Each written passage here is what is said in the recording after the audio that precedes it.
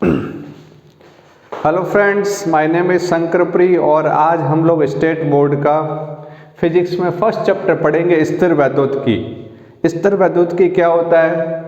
स्थिर वैद्युत की है ना, इस पूरे चैप्टर में हम आवेश की स्थिर मतलब रेस्ट में और वैद्युत की मतलब आवेश के स्थिर होने के बारे में पढ़ेंगे। आवेश जब स्थिर होता है तो उनको कौन कौन से गुण शो करता है, कौन कौन सी प्रॉपर्टी शो करता है, उसके बारे में बात करेंगे। तो इस चैप्टर में सबसे पहले हमारा टॉपिक है विद्युत आवेश। विद्युत आवेश, आवेश को Q से डिनोट करते हैं। तो विद्युत आवेश क्या होता है? किसी पदार्थ का वह गुण जो विद्युत तथा चुंबकीय क्षेत्र का अनुभव करता है। ऐसा कोई भी पदार्थ का एक टुकड़ा जो विद्युत और चुंबकीय क्षेत्र का अनुभव करता है, इसका मतलब वो आवेश है। कितना भी हो सकता है, क्वांटिटी में कम हो सकता है, ज़्यादा हो सकता है, लेकिन वो जो स्वतंत्र रूप से पाया जाता हो। तो किसी भी पदार्थ का वह गुण जो विद्युत तथा चुंबकीय क्षेत्र का अनुभव करता है, उसको हम आवेश कहते हैं। अब आवेश को Q से डिनोट करते हैं। आवेश दो प्रकार का होता है, धनात्मक आवेश तथा ऋणात्मक आवेश। धनात्मक आवेश तथा ऋणात्मक आवेश। धनात्मक आवेश होगा तो उसको हम प्लस Q लिखेंगे, ऋणात्मक आवेश होगा तो हम उसको माइनस Q आवेश लिखेंगे। समान आवेशों में प्रतिकर्षण तथा असमान आवेशों में आकर्षण का गुण होता है। अगर दोनों धनावेश है, प्लस प्लस है, तो उनके बीच में प्रतिकर्षण होगा।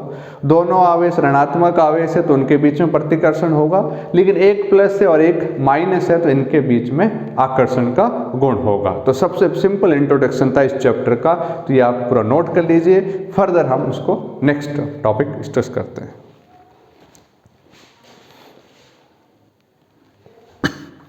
नेक्स्ट हमारा टॉपिक है, जैसे हमने लिखा एक उदाहरण दिया है कि Q1 and Q2 is greater than 0, तो बल की प्रकृति क्या होगी? Q1 into Q2 less than 0, तो बल का नेचर क्या होगा? आकर्षण होगा या प्रतिकर्षण होगा?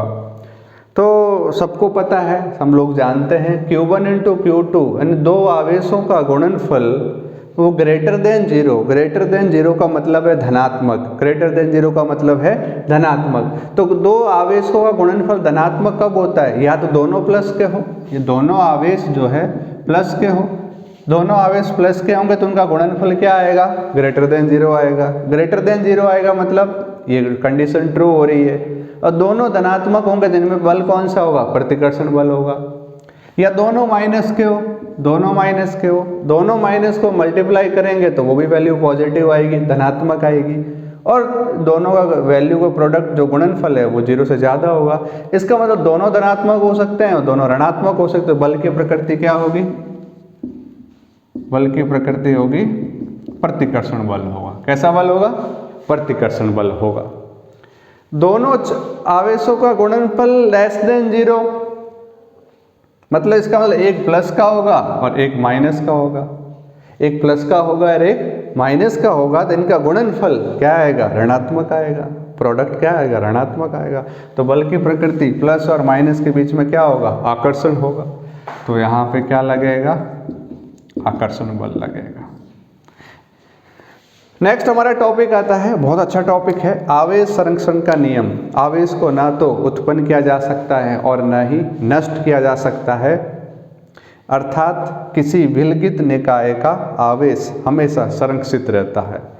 विलगित निकाय, विलगित निकाय का मतलब होता है ऐसा एक सिस्टम, एक ऐसा निकाय जिसका किसी और चीज़ से कोई लेना देना नहीं हो, कोई दूसरा आवेश पास में नहीं हो। जैसे हमने कहा ये मेरा एक कोई निकाय है, ठीक है, ये सिस्टम है, ये निकाय है, ठीक है, कोई भी निकाय ले लो, ये निकाय है। तो इसको नोट कर लीजिए एक बार, मैं ये रफ कर देता हूँ।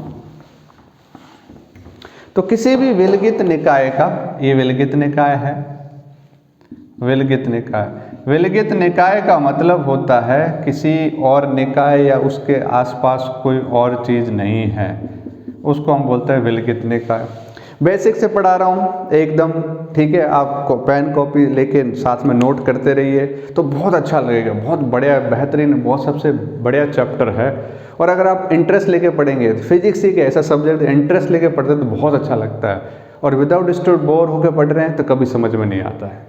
तो कॉपी के साथ में नोट करते रहिए कॉपी के अंदर, और साथ साथ लिखते रहिए, तो चीज़ें बहुत अच्छी हो जाएगी। अभी हम न्यूमेरिकल लेंगे, बहुत बढ़िया बेहतरीन न्यूमेरिकल लेंगे जो एग्ज़ाम में भी पूछे जाते हैं, कंपटीशन एग्जाम में भी पूछे जाते हैं, तो आपको भी अच्छा लगेगा।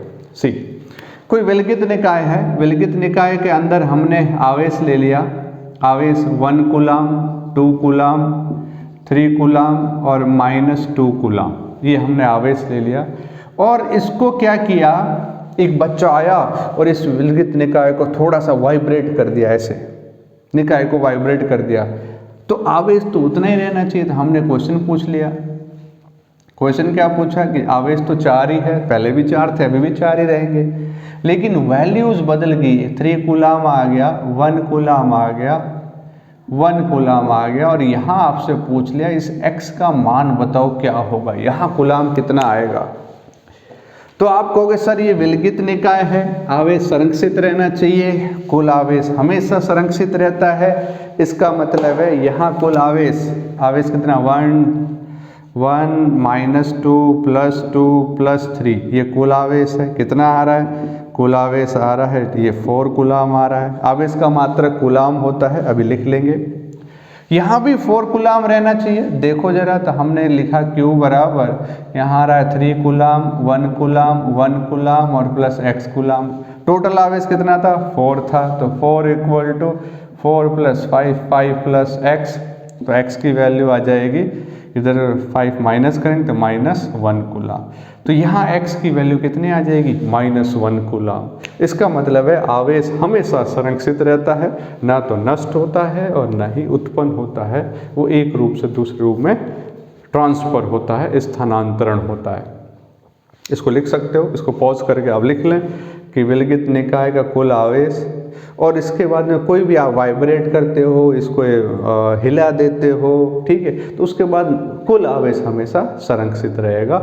इस तरह से हम सॉल्व कर सकते हैं। दोबारा बता रहा हूँ कि पहले का कुल आवेश बराबर बाद का कुल आवेश, पहले आवेश 4 कूलाम था, बाद में थोड़ा सा चेंजेज हुआ, लेकिन रहेगा टोटल उतना ही 4 के बराबर, 5 + x, ये आप इस तरह से सॉल्व कर सकते हैं।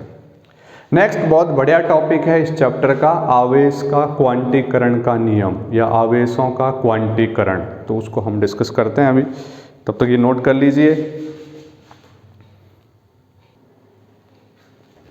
नेक्स्ट हमारा टॉपिक है विद्युत आवेश क्वांटीकरण। ये आवेश का एक गुण है, विद्युत आवेश क्वांटीकरण। किसी वस्तु पर न्यूनतम स्वतंत्र रूप से पाया जाने वाला कितना आवेश हो सकता है, वो आवेश 1 इलेक्ट्रॉन के आवेश के बराबर होता है। किसी वस्तु पर स्वतंत्र रूप से न्यूनतम कितना आवेश हो सकता है, न्यूनतम स्वतंत्र रूप से एग्जिस्ट करता हो, स्वतंत्र रूप से पाया जाता हो, वो होता है 1 इलेक्ट्रॉन के आवेश के बराबर। इससे और कम नहीं हो सकता, जिसको हम बोलते हैं मूल आवेश। तो किसी भी वस्तु पर जो न्यूनतम आवेश हो सकता है वो हो सकता है ±1 इलेक्ट्रॉन।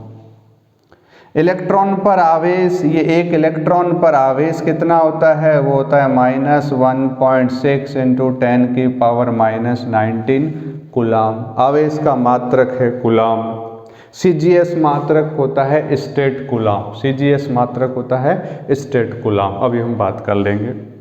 तो इलेक्ट्रॉन पर आवेश होता है -1.6 × 10⁻⁻19 कूलाम, और प्रोटॉन पर आवेश होता है +1.6 × 10⁻⁻19 कूलाम, राइट। तो इलेक्ट्रॉन पर आवेश हो गया माइनस का, प्रोटॉन पर आवेश हो गया प्लस का, और अल्फा पार्टिकल पे कितना होगा, अल्फा पार्टिकल पे कितना होगा, तो अल्फा पार्टिकल पर आवेश होता है प्रोटॉन के आवेश का 2 गुना, प्रोटॉन के आवेश का 2 गुना। प्रोटॉन पर आवेश क्या होता है, +E के बराबर, राइट, होना चाहिए। प्रोटॉन के ऊपर आवेश होता है +E, और अल्फा पार्टिकल पे, अल्फा कणों पे प्रोटॉन के आवेश का 2 गुना होता। तो द्रव्यमान, द्रव्यमान के बारे में अभी लिखेंगे, ये आवेश के बारे में। तो मैंने कहा किसी भी वस्तु पर आवेश जो है वो एक न्यूनतम आवेश एक इलेक्ट्रॉन के आवेश के बराबर होता है। तो आवेश प्लस माइनस 2e हो सकता है, Q बराबर प्लस माइनस 3e हो सकता है। इसका मतलब है किसी वस्तु पर कुल आवेश उसके मूल आवेश का पूर्ण गुणज होता है। 1e 2e 3e 4e 5e ऐसे करके हम लिख सकते हैं Q बराबर प्लस माइनस ne। ये हो सकता है, दिख रहा है क्या? Q बराबर प्लस माइनस ne होता। यहाँ पे n क्या है? n एक पूर्ण संख्या है। n क्या है? पूर्ण संख्या है। 1 2 3 4 ऐसे करके हो जाएगी। तो ये जो फॉर्मूला आया है Q equal to Ne, Q किसी वस्तु पर कुल आवेश, n उस वस्तु पर इलेक्ट्रॉनों की संख्या, n क्या है? वस्तु पर इलेक्ट्रॉनों की संख्या, और E क्या है? एक इलेक्ट्रॉन पर आवेश, एक इलेक्ट्रॉन पर आवेश। इसको लिख लीजिए, पॉज कर लीजिए, स्क्रीनशॉट ले लीजिए, और फिर हम बात करते हैं आगे कि ये इलेक्ट्रॉन इंटीजर होता है कैसे आएगा। Let's see.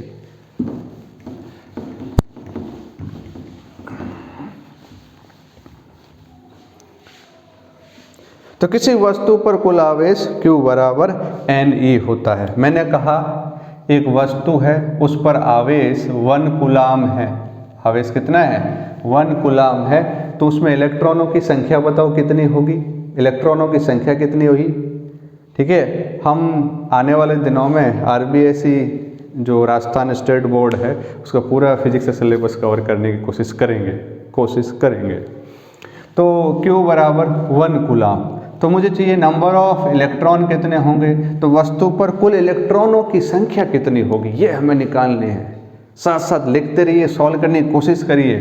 तो हमें पता है Q बराबर Ne, तो N बराबर क्या हो जाएगा? Q upon E। Q बराबर 1 कूलाम और E होता है 1.6 इंटू 10 की पावर माइनस 19। माइनस लेने की जरूरत नहीं है, माइनस ही तो होता ही है, तो माइनस में नंबर तो नहीं आ सकते। इसको सॉल्व करेंगे, पॉइंट हटाया 10/16 और ये 10 की पावर प्लस 19, एक जीरो इधर ले लीजिए यहाँ से, तो यह आ जाएगा 10 की पावर 18 और सॉल्व करिए तो ये कुछ आ जाएगा 6.25 इंटू 10 की पावर 18 क्या इलेक्ट्रॉन हो गए। आपसे पूछा किसी वस्तु पर 20 कूलाम आवेश है, तो बताओ इलेक्ट्रॉनों की संख्या कितनी होगी? इलेक्ट्रॉनों की संख्या कितनी होगी? ये तो मेरे को नहीं आता सर, ऊपर वाला समझ में आ गया तो आ जाएगा। अभी देखो n बराबर Q upon E 20 upon E 1.6 into 10 की पावर माइनस 19। इसको पॉइंट को हटाया 200 अपॉन 16 इंटू 10 की पावर 19। अब निकाल लो जो भी वैल्यूज आ रही है, ये इलेक्ट्रॉन आ जाएंगे।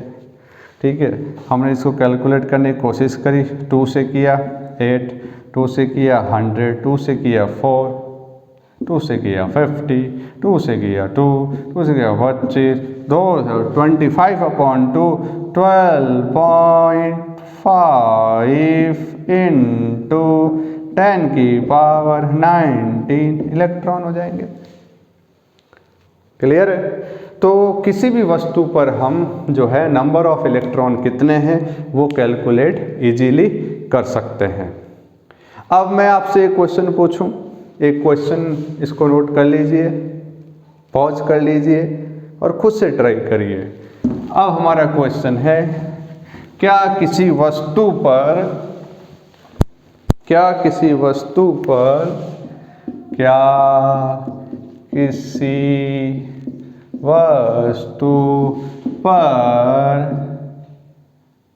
निम्न आवेश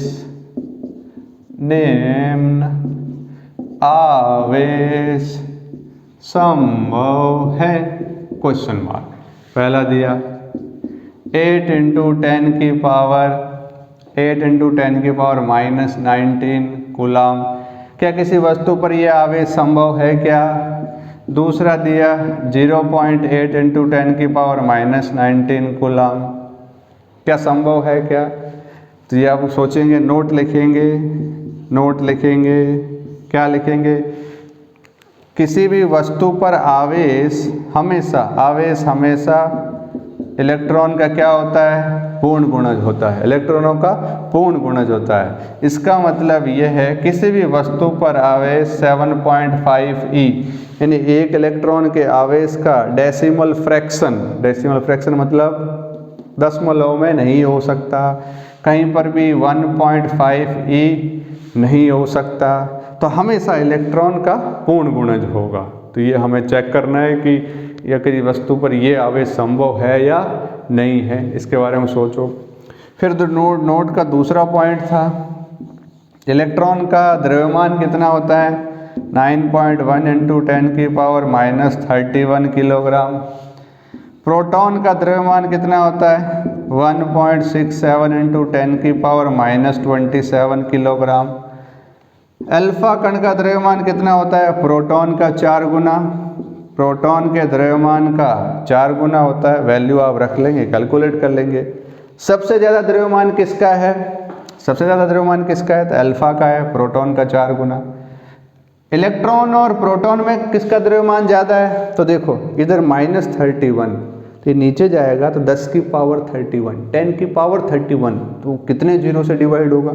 यहाँ 27 है, तो नीचे जाएंगे तो कम जीरो होंगे, कम जीरो से डिवाइड हो रहा है।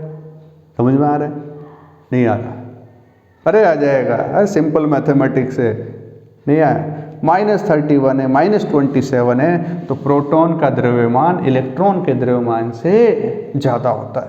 तो इसका हम लिख सकते हैं अल्फा कण का द्रव्यमान सबसे ज़्यादा, फिर प्रोटॉन का और फिर इलेक्ट्रॉन का। ये आपके मॉडर्न फिजिक्स जब पढ़ेंगे तो ये बहुत काम आएगा।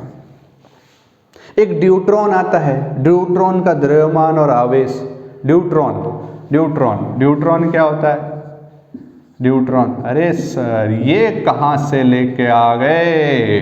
ड्यूट्रॉन होता है 1H2, 1H1 proton, 1H2 deuteron और 1H3 ट्यूट्रॉन। नहीं, ट्यूट्रॉन तो नहीं होता, ट्राइटियम, टिट्रियम, ठीक है।